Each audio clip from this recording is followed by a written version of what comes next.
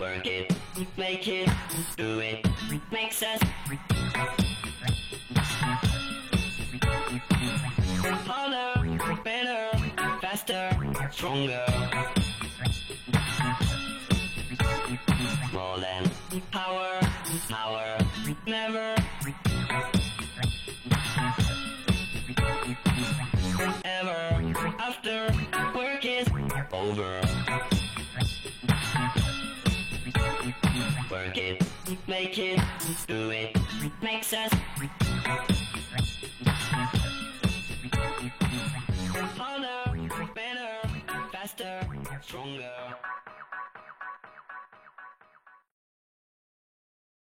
For one little comment.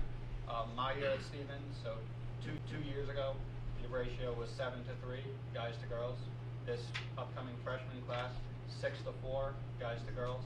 So it is changing, it is shifting, and I do have a lot of friends at school who are girls. You get a little bit of extra attention, so think about that. But a lot of companies really like interviewing the girls because it's something different. So you bring a different, you bring a different attention to the table. One more thing to add. Sure. Many years ago, when I first started out in engineering, and I went through a training program, and I had different project managers that I worked for. Inevitably, they were always men. But one particular man who became a mentor for me, he actually said he was completely against the company hiring women engineers. Thought it made absolutely no sense. Women should not be in factories. They should not be on the construction site. Had a very hard time accepting that he was going to have to train a woman. And he said after he had a couple trainees, including myself, he really changed his mind and said, you know what, the women come out of college a lot more mature and ready to start working, hit the ground running, whereas the guys were always still like flitting around and this and that. So he felt the women were much more focused. He said, I've totally changed my mind about women in engineering. Yeah. So I mean, the field is right for your taking if you're a lady. And I remember at Stevens going to Pierce, which is the dining hall, you always saw like a pod of like 7 guys surrounding one girl walking up and letting her all come around. So my class, the ratio in my class here was like, I think it was like 5-1. So it's definitely improvement. Okay. One of the biggest questions now is investment in your education usually puts you in debt, especially now with the colleges that are going, you're 6 years in debt by the time you get out of an undergraduate degree. So some people ask, is it possible to have a good career in engineering with an undergraduate degree, or do you have to get a master's or a PhD right after? Or if you don't get it right after, is it good to get a job and work and take graduate classes part-time? What is your opinion on getting a graduate degree or something like that? It depends on what you want to do. Yeah. If you want to do hardcore engineering, a master's will help. If you're using engineering to get into a field, then move into something else, like sales or marketing, product management, you do not. And I think you should also take advantage of, many companies will pay for you to go back to school at night, and you might want to explore that and take advantage of those opportunities. And I would add, you can definitely make a career with an undergraduate degree. Absolutely. If you decide to go back and get your master's, do it as quickly as you can right afterwards, because it becomes increasingly hard to get it as you maybe get married, you have kids, it becomes difficult. I started it and couldn't finish it. But I think now in engineering, you're seeing more people getting their master's, and it does become important. Not totally necessary, but it becomes important. And just to add to that, there are a whole lot of schools which you can get into 4-year or 5-year master programs for engineering. At Stevens, specifically in my experience, if you got into a scholars program, which takes like a half-page essay and like a certain GPA in your high school transcripts, you can directly go into a 4-year master's program and get your master's for free to take the classes during the summer. So, I mean, it's I'm sure many more programs are out there, not just at Stevens, so it's in your best interest to look at that too. Look at the colleges that you're considering, and put those, if you're really interested in getting your master's, put those ahead that have that kind of support that can get you that financial advantage. Because again, being in debt right now, 5-6 figures is not a good but if you get good grades in undergraduate, you can often get scholarships or fellowships at grad schools. There's a lot more money available for graduate students than there is for undergraduates for a lot more free rides. And if you want to go for your PhD, it's free. 8 years of your life, but it's free. That's how fast you are. Yeah, come on. Indentured servitude. Open never got his PhD in a year. No. So. This goes to Joe, and your degree was in electrical engineering. You have 26 years working in water, like wastewater treatment field, and in the managerial group. Engineers often find themselves in vastly different careers than they're really trained or intended to. I was much more now I'm a teacher. How did this flexibility play into your life and your career? And was it something, this flexibility, was it learned? Was it acquired? Do you always have it? It's a good question, thank you. When I was in school, I was an electrical engineer, and to be honest with you, I thought I would come out and work for a defense contractor or something like that. You know, IBM, Raytheon, those are the big companies at the time. And I went for a interview with a company that was looking for an electrical designer, and it turned out to be an environmental engineering firm. They hired me, and I went to work. I think one of the things about engineering is some of the panelists talked about it, is the ability to move around because of your training. And I had in my company a lot of upward mobility. After becoming a designer, I was given an assignment as a project manager.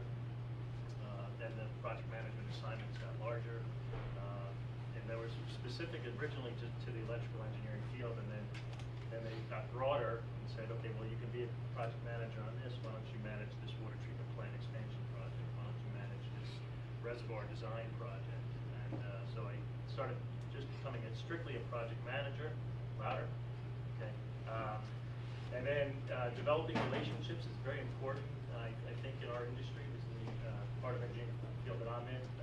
Became involved in professional associations, and that allowed me to develop relationships and ultimately into a managerial role now that I'm in a business development role. But I think one of the important things to note is that the foundation that you get, it enables you to have that mobility and move around into different careers. And I never thought I'd be in this career, but here I am, and I'm very happy. Had a successful career, and it's worked out well. Some of them are interested in, they don't have anybody in their life that they see on a regular basis that is an engineer. They don't really know like the engineering lifestyle. So, It's wild. Unbelievable. That won't take long. Got a bunch of whiteboards going in the room. Okay, can you describe a typical day for you at work, where you work, whom you work with, like, and also can you describe the most atypical day, like one that sticks out in your memory that was just a wild, crazy day that you had no idea was coming in your career? Well, they're thinking, I'll give you a typical day in engineering school. So, most days you're going to be taking more classes than any of your friends who are not engineers. There's a whole lot of stuff you have to cover. So, a fair amount of your time is taken up just by classes. It's different than high school classes. It's more of a lecture hall. The teacher will give you a basic show of the information, and then you have to go back and you have to figure the rest out. That's a big part of engineering school. So a fair part of your day is taken up by classes and reviewing the information.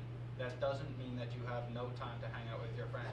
I actually spend a lot of my time studying with my friends, which becomes hanging out. You have fun doing it if it's what you enjoy. I still go out on Friday nights and Saturday nights.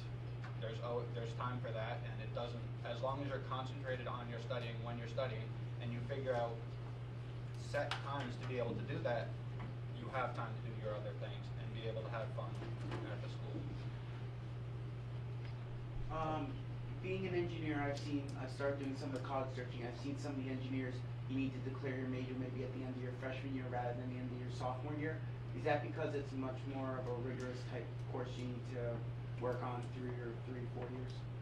I would say the reason some schools are giving it to, you have to declare by the end of your freshman year and some at the end of your sophomore year. What's probably happening is the ones that are at the end of your freshman year, they get into oriented classes that, specialty oriented classes. So for example, Stevens, I actually don't become, right now I'm just an engineer.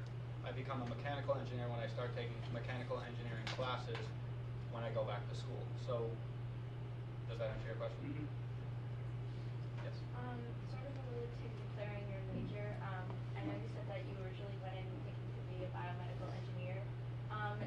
Do you feel like going in as a non-traditional engineering major maybe put you at a disadvantage with other maybe mechanical, electrical, things like that?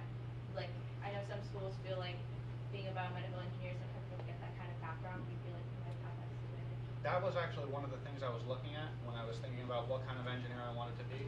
I decided to change from biomedical to mechanical because I wanted that strong mechanical base. To fully answer your questions, because I don't have to declare my major until the end of sophomore year, everybody at Stevens until the end of their sophomore year is just an engineer. So I've taken the exact same classes as all chemical engineering majors, the exact same classes as all biomedical engineering majors, and the exact same classes as all mechanical engineering classes. You might have a bio minor, right? And yes, I am going for a biomedical concentration. The biomedical is one of the hottest engineering right now. No question. It's one of the coolest. I've told, if I could do it all over again, that's what I would take. I'd want to design a nose. I mean, it's the coolest. It's the coolest engineering to do right now, I think. All right, so to pull just the question back, anybody have a day they'd like to, an atypical day or? Sure. So there was a period in my career, maybe 15 years, where I sold engineering software, computer-aided design, computer-aided manufacturing software. I would not say I had any typical days, and that's one of the things I liked about the job.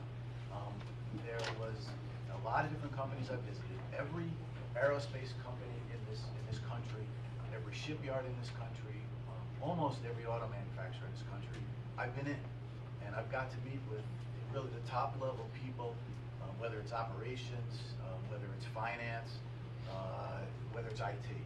And that's really been a great thing about being an engineer and being at the core of their business. What I was selling them was critical to their design build process and everything they did. And I would say, one of the most interesting, I got called into the Pentagon and had to speak in a U-shaped conference room to a bunch of people with medals on their chest. And it was very rewarding to go through that process. It was very difficult. But without the engineering background, you can't connect the dots between the business people, the engineers, the operations, and the people that are just plain old building this stuff. So that's more or less what my day looks like. I have I'm thinking of a day that was probably the worst.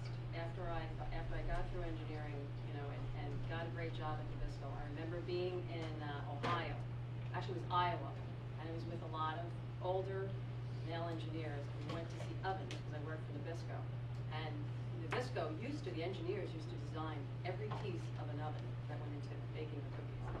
And I was out there with them, and we were touring a plant, and we went out to dinner, and I thought, I cannot believe this is what I'm going to be doing the rest of my life. I couldn't keep my eyes open through dinner. I thought, my head's going to hit the plate any minute. This is so boring. What did I do? And anyway, that I thought, I got to get out of this department. Then another project came up where Nabisco was going to be building a 400,000 square foot research and office building out in East Hanover. And they were actually interviewing engineers who new engineers to the company. And I said, that's it, that's what I want to do. And I interviewed and I got the job. And an entire, completely different aspect of engineering opened up for me. It was all about construction and building buildings. So you realize that there's so many different avenues that you can go into with engineering that if you don't like your first job, the next one, you can move into something else that you'll like even more. And then I ended up being in New York and building a skyscraper and had fantastic experiences there. So it is different every day, and I think there's just so many different opportunities that you can set your sights on and really achieve. That absolutely helps, even to this day. People my age, when you're going for job interviews, they're very much focused on what your work experience is. But anytime that you have an engineering degree, they always make a comment, oh, you have an engineering degree? It just makes them think, that's a little something different that someone else doesn't have. It always gives you an edge. How common is traveling? Do you guys travel often away from home? I do. He does a I've lot. traveled for, it's fun for the first 20 years. It all depends on your job. It does. I traveled a lot, and then I stopped traveling. I was just gonna add, you know, along the tip of the paper, engineering is very collaborative, type of profession, so there's a lot of work in team environments.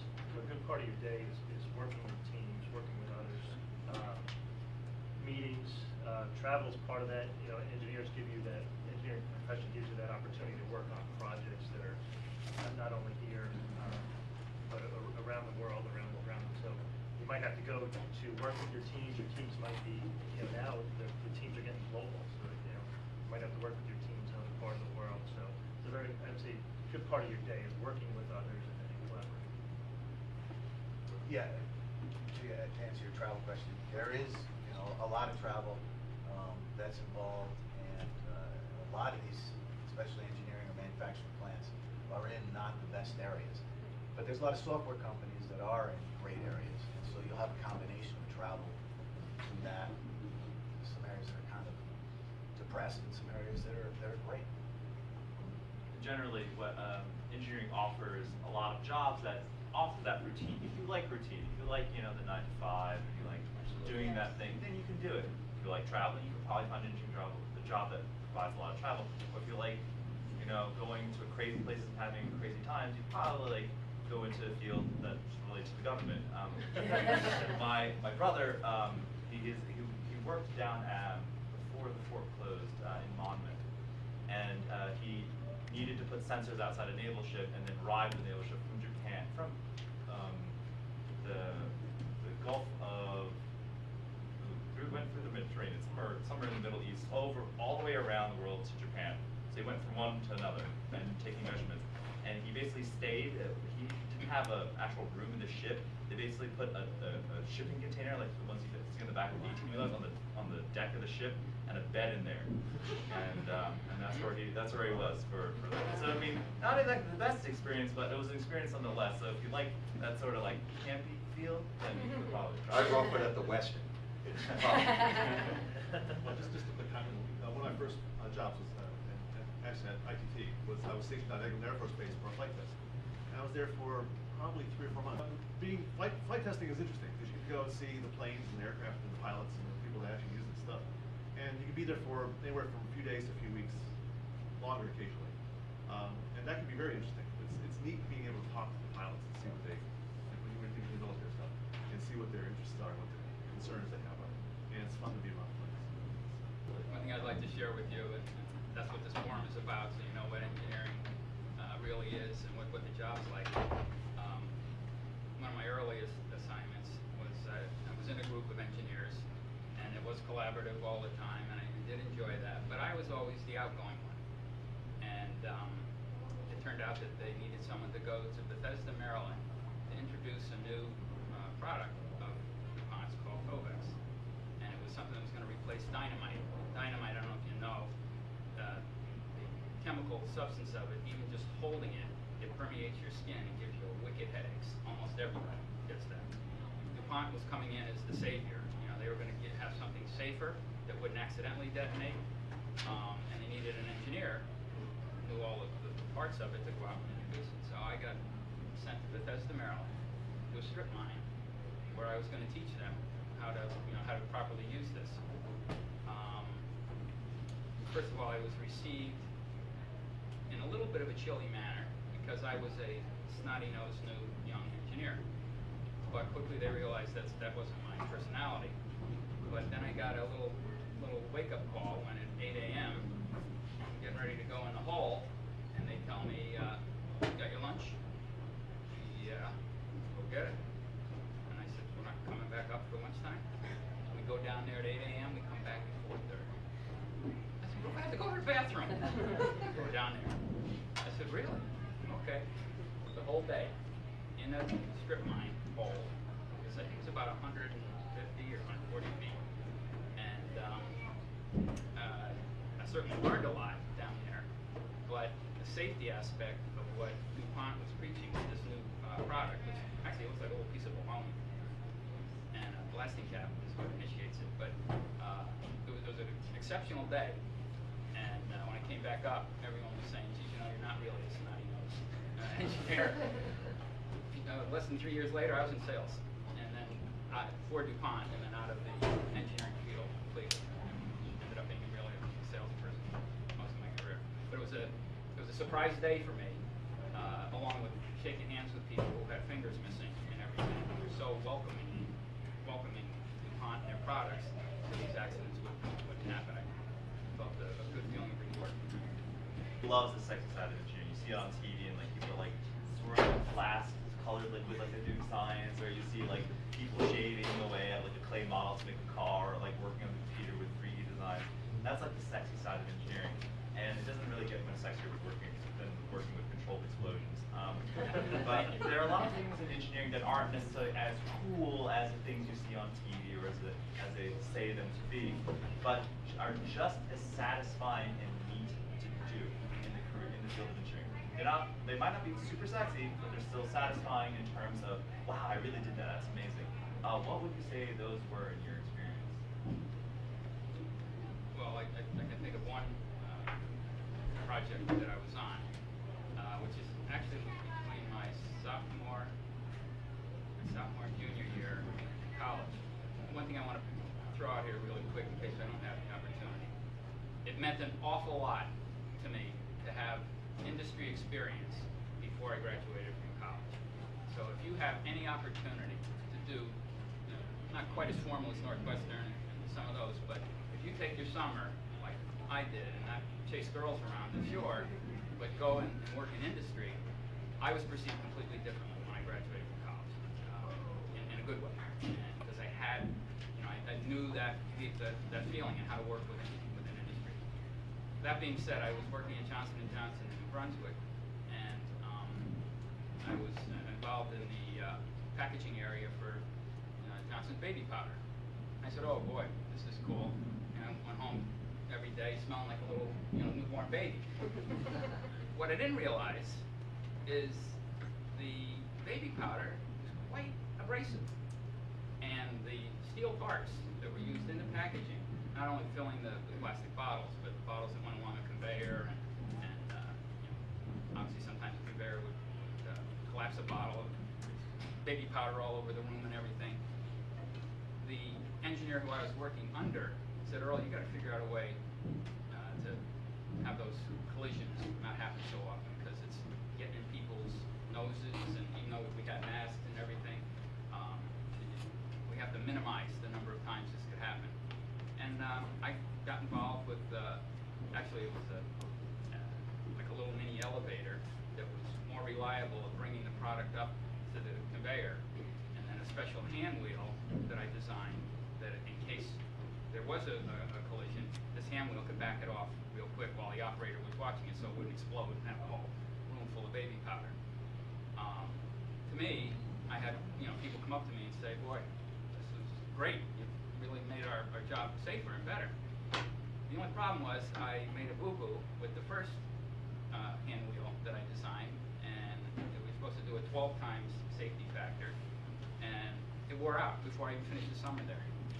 And I went to the guy who was my boss and said, why don't you help me out here, dude? I mean, this is my first time doing something like this. He said, it's the way you have to learn.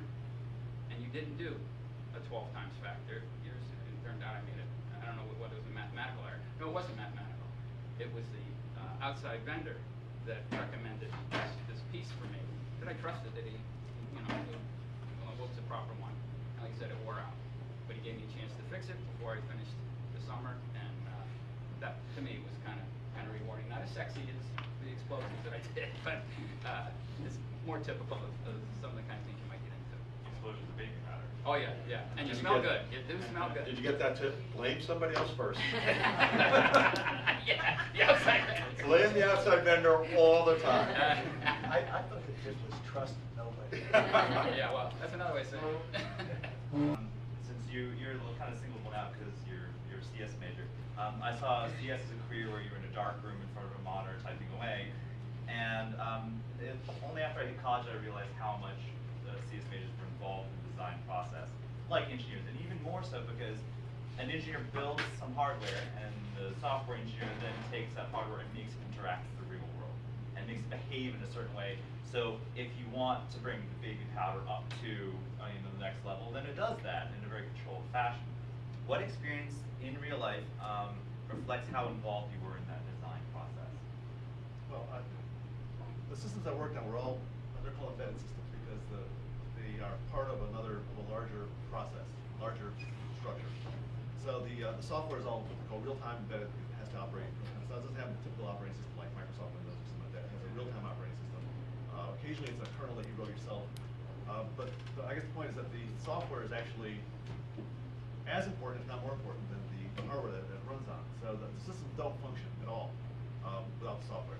So software actually has a very large role in actually determining how the system is actually designed from the start. One of the products I worked on, which was part of a radar warning receiver, was something called sensor data fusion, where we took information from different sensors on board the aircraft, particle radar, infrared sensor, radar warning receiver, maybe another laser warning receiver, and put the data together in a way that the pilot could present it to the pilot. So he has a view of his tactical environment. That whole process was entirely a software process. It had, the software was absolutely ancillary to the job that the software had to do, was to combine information and present to the pilot. And when you do this job well, the pilots were just in love with this product. One of the last jobs I worked on was something called hostile fire indicator. When pilots come back from their missions, they often find they have bullet holes in the aircraft, and they don't even know they've been shot at. So this last product I worked on was take an acoustic sensor, laser warning sensor, and an infrared sensor, and they detect actually bullets flying by the aircraft, pinpoint where they're coming from, to let the pilot know somebody shooting at it, what it was. Really interesting job.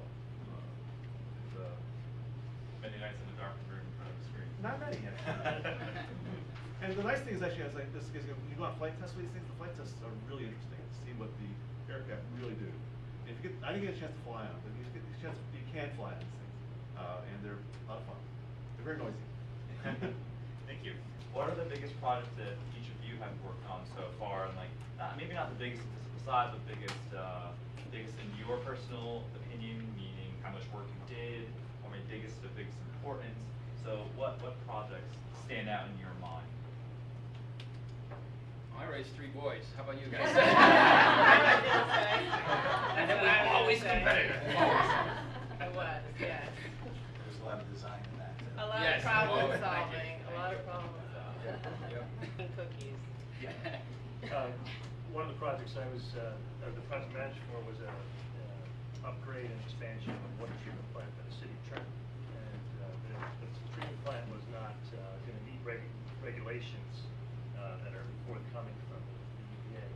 And so we designed an upgrade. We did some pilot testing on that, some technologies that would be appropriate for the treatment plant, and we selected a technology, and then we designed it, and then we oversaw the construction of it. It was about a 3 to 4 year project between design and construction. So it was really rewarding in the sense that we took an issue that was going to be a problem for the city of Trenton, and we turned it into a safe and reliable drinking water source.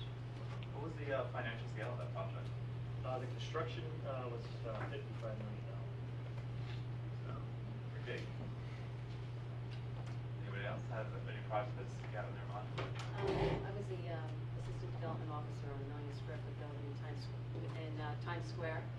You might be familiar with Virgin Vickers All-Star Cafe. It's right across the street. It's actually at the bow tie of Times Square, where 45th Street crosses over Broadway.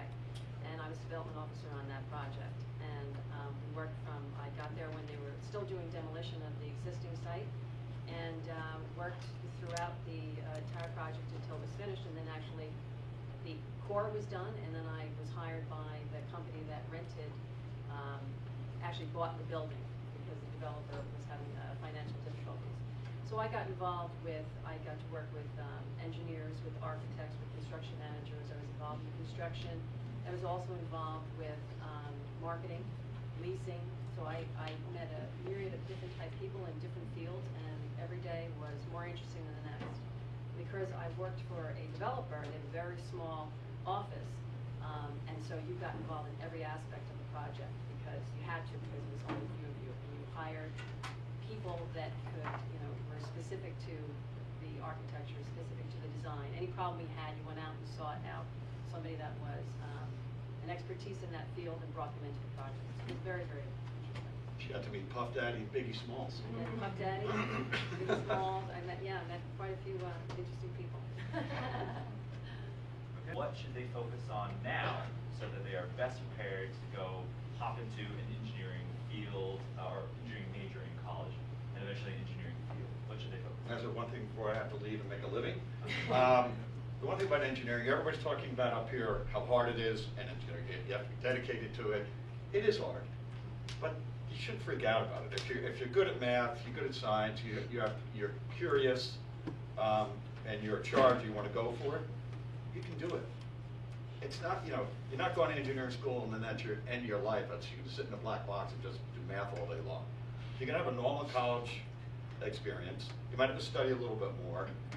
You might get a 7 on a test every now and again. A little humbling, but yeah, a little humbling. But there's a curve. And some of them graduate #1 in her class, and some don't. But just if you have an interest in it and you can get into the schools, do it. There's no downside. You can always change if you hate it. And that's what I'm saying. Everybody says it's hard, and it is. But you can have a normal life. You can play sports. You can work after school. You can do it. And you can make a good living after you graduate. On that note. Go make some money. Go make some money.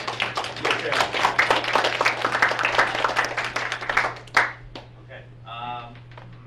Actually, can I answer that question? Oh, sure, absolutely. Because I think it's very specific, because I did not have the kind of education you guys are getting.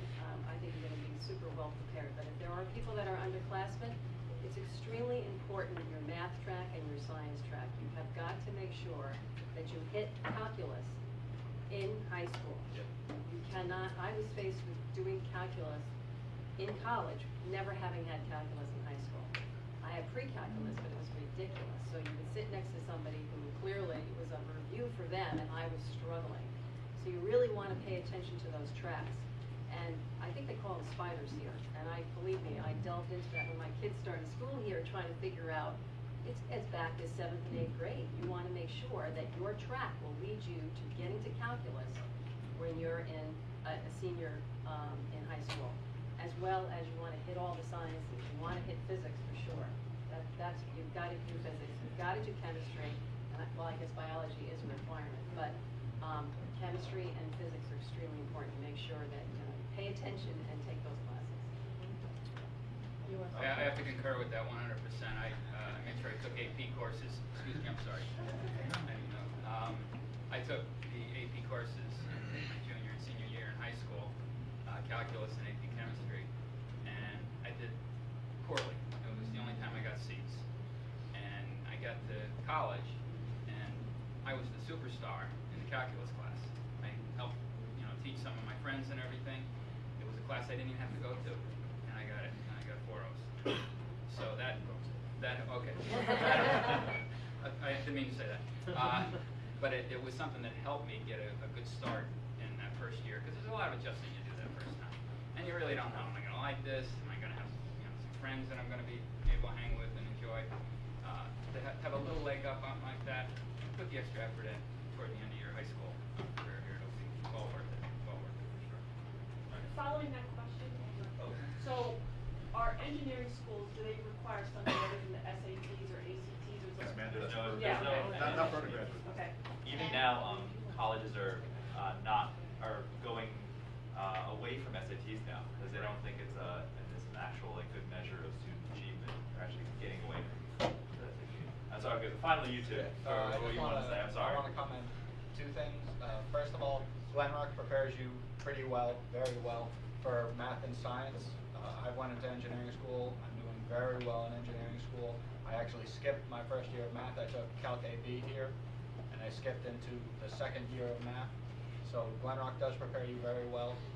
If you want to prepare yourself even better, you have to get good study habits, get yourself down and concentrating when you're studying, because it's a lot of studying in engineering school. Again, you have time for other things, but you want to maximize your study time for concentrated study time.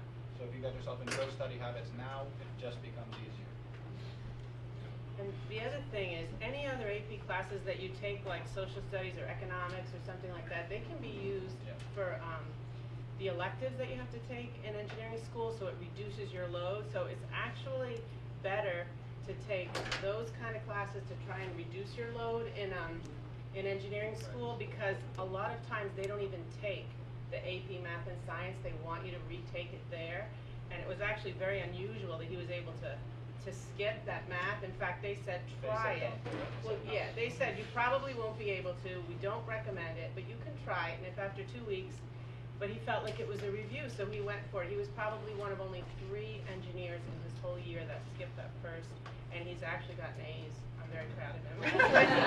He's gotten A's in all his math. And he actually was not on the advanced math track until he was a sophomore. Yeah, he was not on the advanced math track until he was a sophomore, because he took geometry in the summer and was able to then get into advanced, and that was really smart, and then it worked. Yeah, so definitely, you guys are in high school, just use your high school, take as many AP classes as you can, take as many advanced classes as you can, just use it as much as you can, because when you get to engineering school, it becomes much more serious. So to have that little bit of extra experience is a big help. Thank you. Anybody else? My father's an electrical engineer, but I'm interested in computer science also, and it's a struggle because I know that the two fields are kind of intertwined in a way, and that they're both involved with coding and stuff. And although engineering is a more highly regarded field in some ways, it kind of as someone who hasn't really made up his mind yet, I know you major in computer science. I think. What would you guys say? There is a lot of overlap. My experience has been that a lot of people I work with who are doing programming had started out as electrical engineers, and because computer science originally was not a separate discipline, and it only became a discipline probably in the last, I'd say, 30 years or so. So I worked a lot in engineering older than that, but some of them were very good at programming, some were not. But it depends what you want to. You got to think what you want to do. I don't know. If you learn a few programming languages, you can always learn more. And there's definitely a discipline you need to learn for doing programming, if that's what you're interested in doing. Engineering gives you a little more, probably broadens your horizons a bit, perhaps. But it really depends on where your strengths lie, where your interests lie. I have a nephew who's 2 years out of college, and he said all his friends with science degrees have jobs. Yeah, actually, from our college, the job rate after graduation is like 97-point-something%, and the 2% who didn't want jobs, but it's pretty much 100% you're gonna get a job right after you graduate. No, when I said find what you want to do, find your thing, it has to be science or something. It can't be marketing or business. One more question. Oh yeah, go ahead. So we were talking about before, she mentioned how, I know the computer science market has become very popular, and very popular, it's also very demanding in the job market and all. How does that compare to the job market demanding for like engineering, for like an electrical or mechanical engineer? I'm not sure. I know I have friends who graduate with mechanical engineering degrees who are having almost no trouble finding jobs. I don't know if some of the other disciplines as well. I think it's all pretty good. Yeah. I don't think you got your best odds. Any of the engineering degrees, your computer science degrees, you're gonna be in good shape.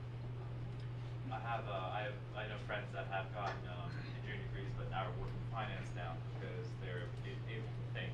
And I know a lot of people in engineering who have switched to medical or anything that they necessarily that they want, and they're always able usually to find a job. In terms of jobs, if you have a technical degree, I think if you don't have a job, it's because you're just not looking in the right places. Okay.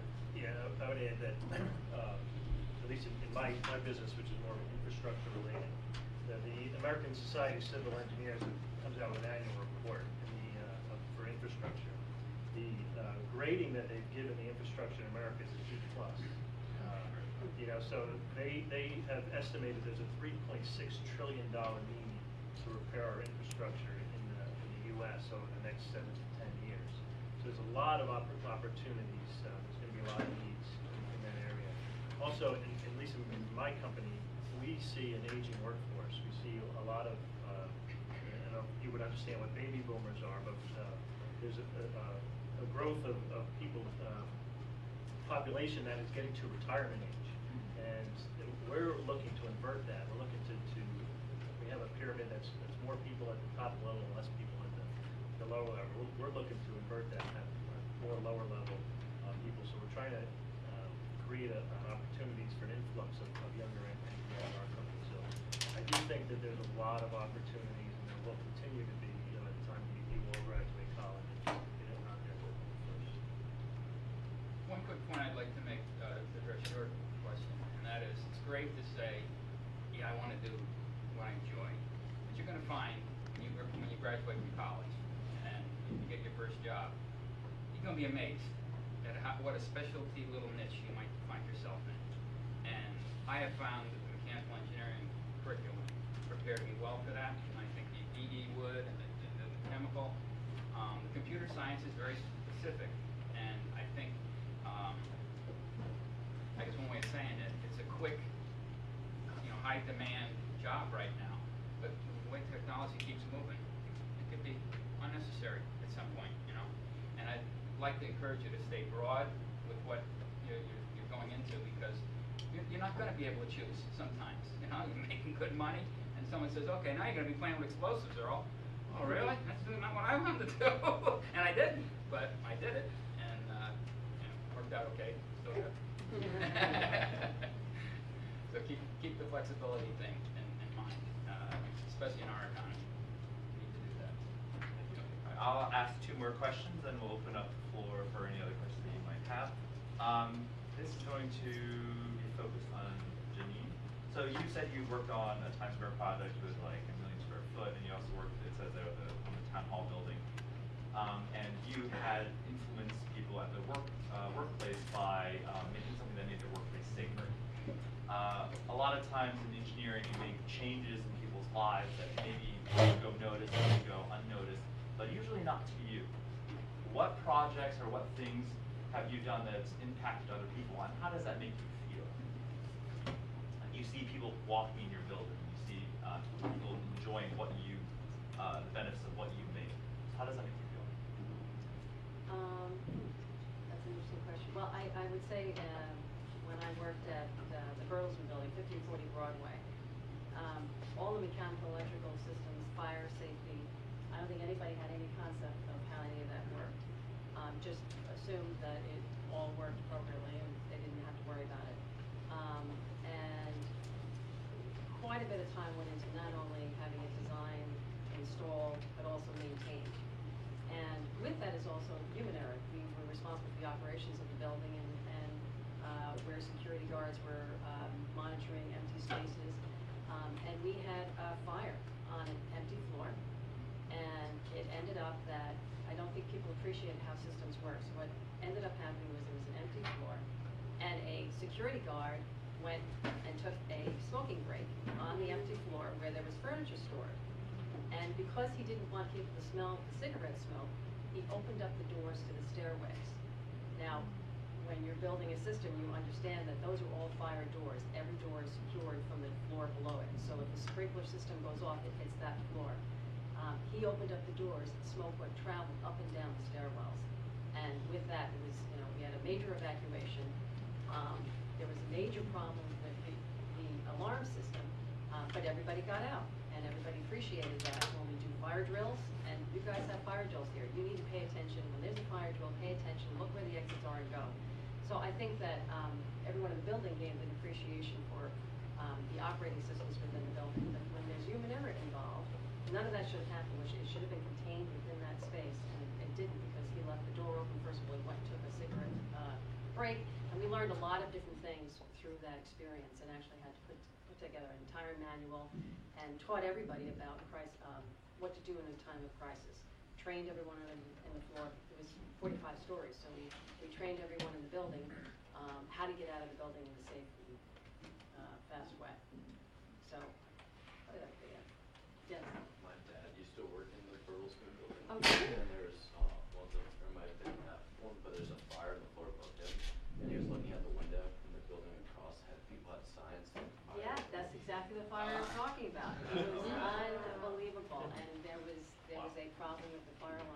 too. That's interesting. What did he work for? He worked for B&G. Oh, yeah. What is your last name? Wilker. Wilker? Yes. Scott Wilker? Yes. Oh, I know your dad. Wow. I built out his office space, yeah. Wow. Gosh, I remember when you were really little. What happened? You know, when I walk through life every day myself, I enjoy looking at the way things work and how my engineering and science background allows me to understand how something works. Especially applies to my hobbies. So I make jewelry, I rock climb, I do all the little things like, oh, that's why that happens. Oh, I understand why that happens. So how has engineering enriched your life outside of the workplace, and what hobbies has it enriched for you? Yeah. Well, for me, as I said, after 5 years of working in the engineering field, I wanted to stay home and take care of my children. And I did really use my design background in approaching child development and raising children, and really understanding how does this brain, this basically computer center of the body, how is it made, and what are the inputs that influence what outputs. So I would say that has been my passion, you know, really now after raising them and realizing that my theories worked. Now it's really my passion to get the word out. And it does help a lot with the math homework and the science homework and all that. Do you guys have anything they'd like to share about how engineering has enriched your lives outside of the workplace? Yeah. So my hobby is woodworking, and I really do see a lot of engineering in everything you do, whether it's the tools you're using or the math you have to use to build, a piece of furniture. And it becomes very obvious how things work as you're trying to learn your hobby because of engineering. So I've always found that a benefit. It's not exactly answering your question, but one of the nice things about being in a field like ours is that you get to work with a lot of bright people. Yeah. So that's probably one of the biggest positives I can state, because you're going to work with people all your lives, and it's no fun working with people who are dumb. Sure. That's true. Yeah. That's very good. Even if they are hot, right? It's still no good. Yeah. Dumb is a turn off. Yeah. You do meet a lot of interesting people. I'm working on a project at Felician College now. We're renovating and doing an addition to a building.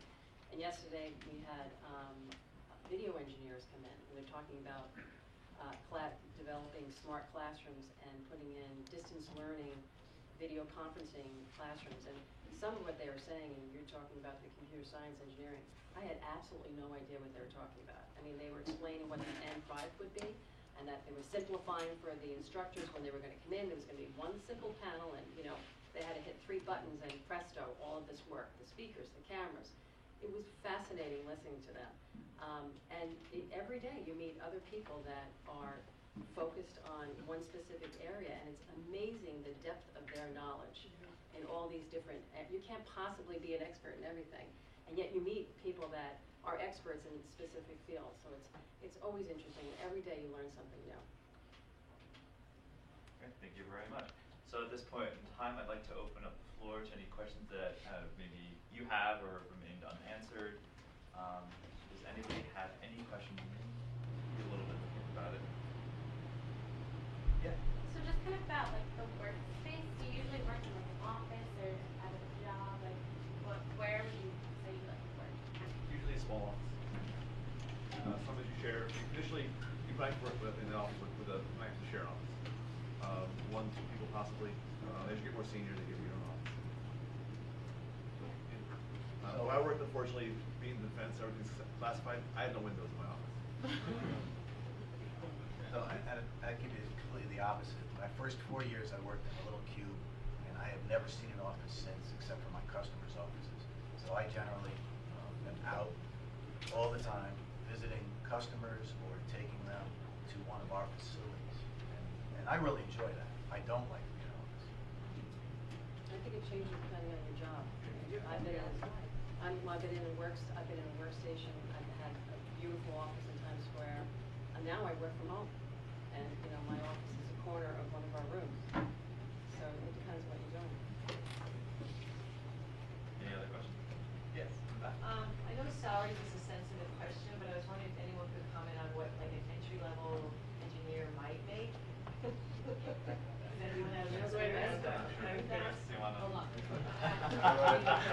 He's prepared. So I just wrote down a couple. I have out of college bachelor degree for BME is 60,000. ChemE 73, and this is per year. So civil is 57, and MECI is 64. We just hired somebody out of school, graduated in December, civil engineering degree. The starting salary is $55,000. Generally, when I was at Stevens, they'd have companies come in and companies would be like, work for us, we'll pay you. And one of the biggest companies was Exxon. I'm not too sure if it's Exxon right now, and they really want chemical engineers, and especially chemical engineers with masters or bachelors. And what they do is they'd ship you off down to Texas and they train you, and they pay you like per month $1,000 stipend in addition to a salary. So that's like, I don't know, I think the starting salary off of Exxon was the highest. It was like, I think the highest they hired was $80,000 first year. So I mean, they really wanted those chemical engineers. Did that involve going out and finding? Yeah, they're going out until there's hash and pay and all this.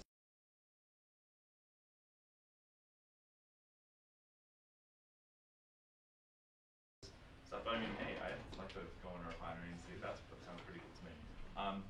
So again, like different engineering have different salary ranges, so it's probably best and in your best interest to go out and research the areas you're interested in. And if you are financially motivated to get a well-paying job, then you should choose accordingly. And Ian, you had one? You had a question? Yeah, I'm a junior in high school. I'm not sure what field I want to go into. I've been interested in mechanical engineering because I've taken up hobbies my dad's had, working on cars and motorcycles. However, math isn't my strong suit. And then I've also looked into industrial design because I like the whole, building the world around you, figuring out how everything works.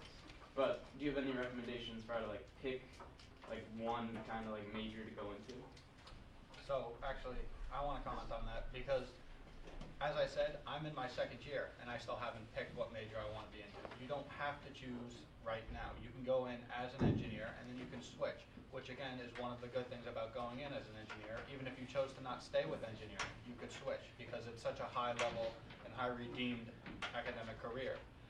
So you don't have to choose now, but if you're thinking about different types of engineering, go out and experience. Go out and maybe ask if you can shadow somebody who's a certain type of engineer that you're interested in. That's what I'm doing right now. Right now I'm working as a mechanical/biomedical engineer and seeing if that's what I really like. I don't know if it's changed since our day, but I know electrical engineering I thought was probably more lab intensive than mechanical engineering. Now maybe it's changed since then, but when we were at school, right? It's more. Probably right. Right, the electrical is more. But I like to make a comment to Ian. Yeah. And give you, anybody in here who is not a great math science student hope. Ian, I was probably the same, right? I worked on cars at 16. I pulled an engine and rebuilt it with a manual, and a couple buddies, helped. But my father did not help me on that project. I pulled it apart myself. When I was 10, I pulled apart an engine to a lawnmower. Never put it back together, but He's still working on it. Yeah. It's gonna get better. But I knew I had those aptitudes, and I did not have great skills. I had great persistence, though. So I encourage you to go into engineering, and I encourage you to persist through it. It took me a little longer. It was a little harder for me. It was a lot harder for me. But I did it, and I'm very proud of what I did, and I've used it for the rest of my life. Best decision my father ever made for me. Where I went to school, Clarkson offers a program called Industrial Distribution. And what that program is you touch on the engineering basics, but you don't really get too detailed into the depths of it. But it also gives you a background in management and marketing skills too. So you come out of school with knowledge of engineering, knowledge of management, knowledge of marketing, and then the jobs that you get might be management of a factory floor or a distribution center or something like that, where you understand the mechanics of it and you really get into the management of it. All right, time for one or two more questions. Yeah.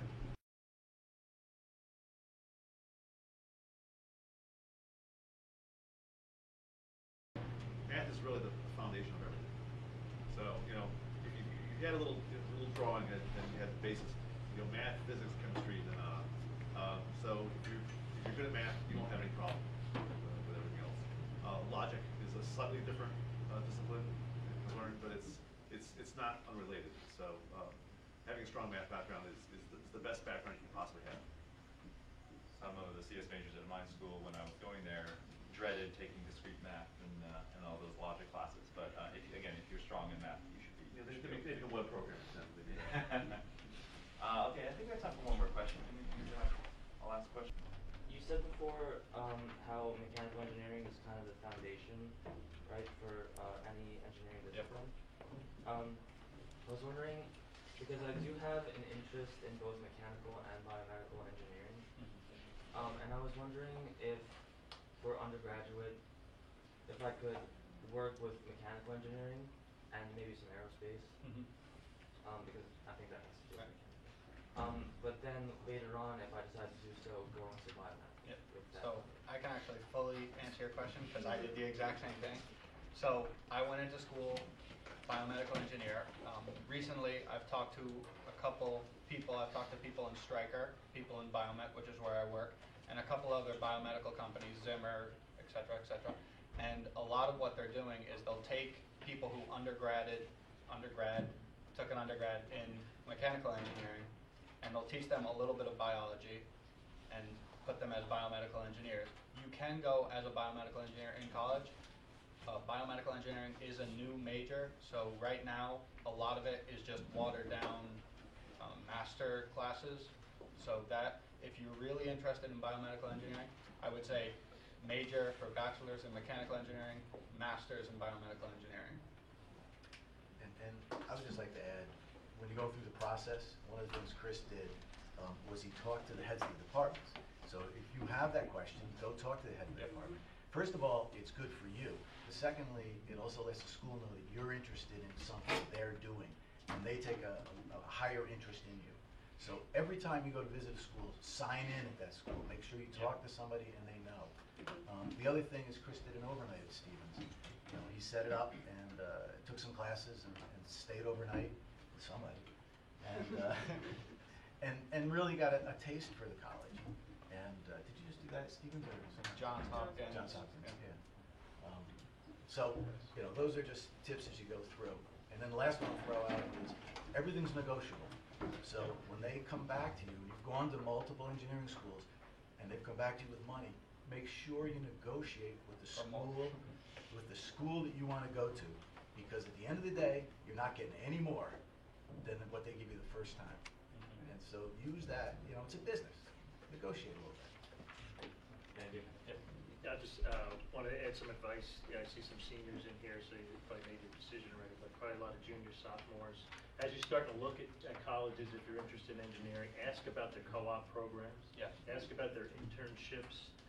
As somebody who hires engineers coming out of school, if somebody comes in with an internship or a co-op program, they're going to get a lot more attention from me in respect to getting a job. So ask about that, and I think it's very important to have that education where you've got some experience as well. Thank you very much. All right, here we have a round of applause for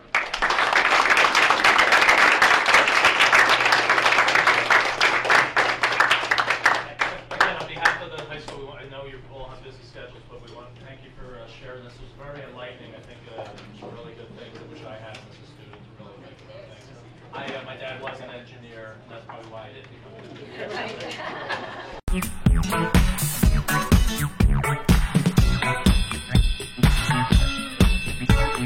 Work it, make it, do it, makes us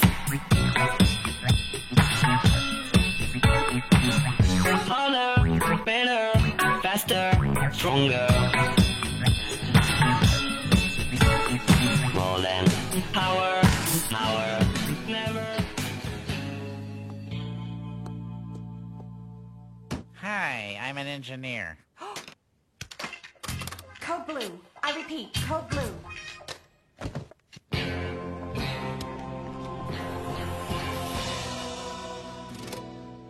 Yes, a company jet. What else? Did I say llama? Yes. Did I say a company jet for my llama? Work it, make it, do it, makes us harder, better, faster, stronger.